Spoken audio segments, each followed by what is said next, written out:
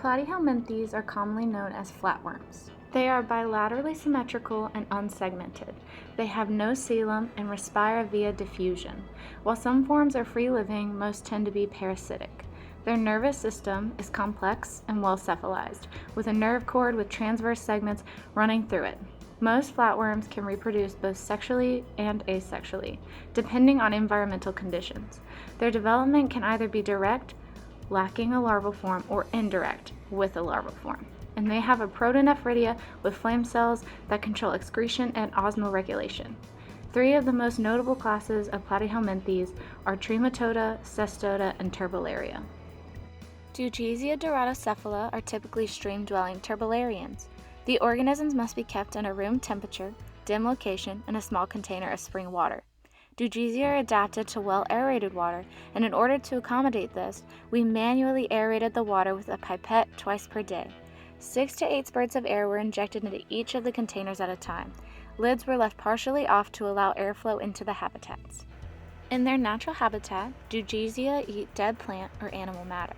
As a substitute, the worms were given a small amount of yolk from a boiled egg once per week. Each treatment received the same amount of yolk. The food was left in the containers for 24 hours, and then the water was replaced in order to remove rotting yolk and waste products. Dugesia have magical powers of regeneration.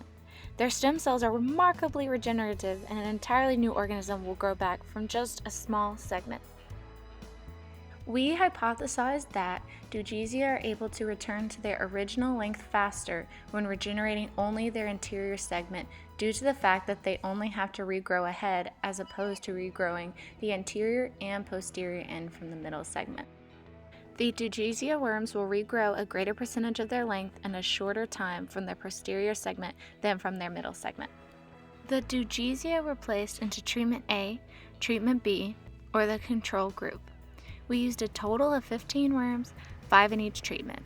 Worms in Treatment A were bisected along their horizontal axis, and the posterior segment was used for the experiment.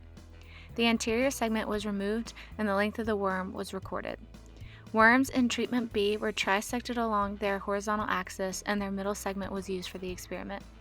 The anterior and posterior segments were removed and the length of the worm was recorded.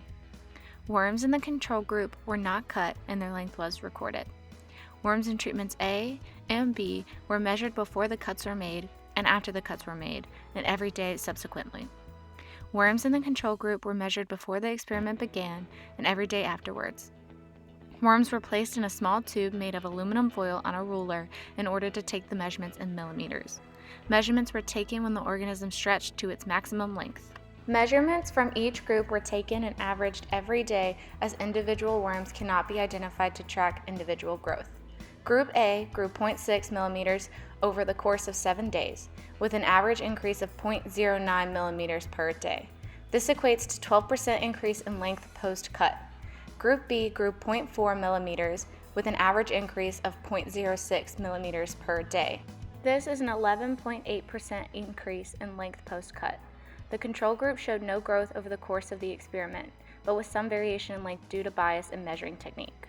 The data we collected does not support our hypothesis because both Group A and Group B grew the same percentage of their body length back.